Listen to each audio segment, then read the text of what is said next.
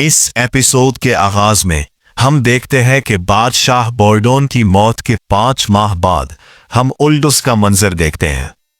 खुद में विलियम लिखता है कि बादशाह की मौत के बाद आखिरकार तख्त उसी शख्स के हवाले कर दिया गया है जिससे उसकी ख्वाहिश थी।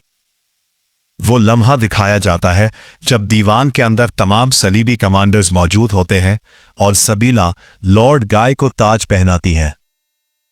ताज पहनाए जाने के बाद सब उस बात को तस्लीम कर लेते हैं कि आज के बाद उल्दुस का बादशाह लॉर्ड गाय होगा।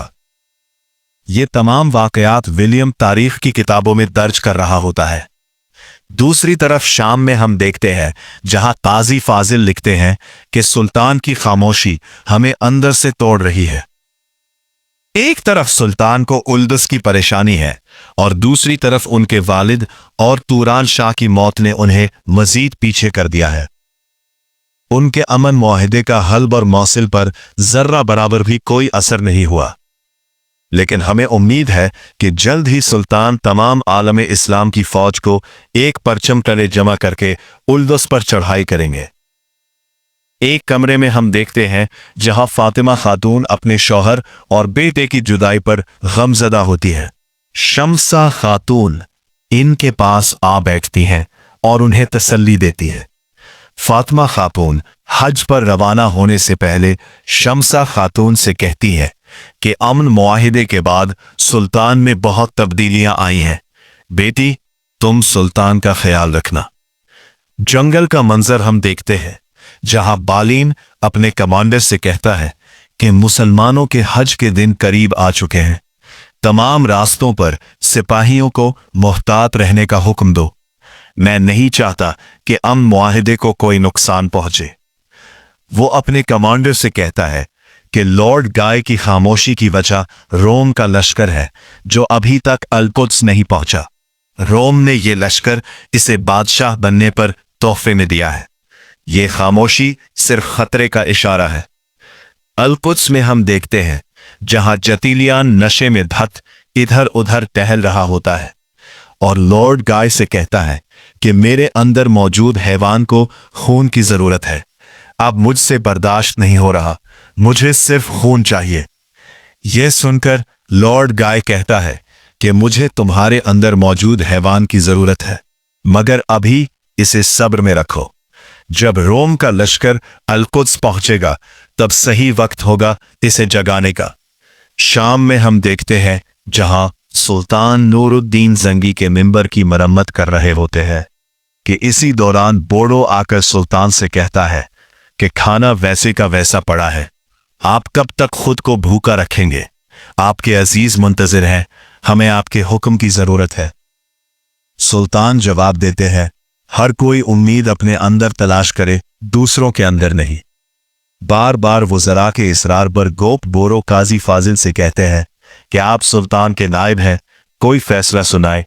काजी फाजिल हुक्म देते हैं कि हाजियों की हिफाजत यकीनी बनाने के लिए रास्तों पर फौजी दस्ते भेज दिए जाए।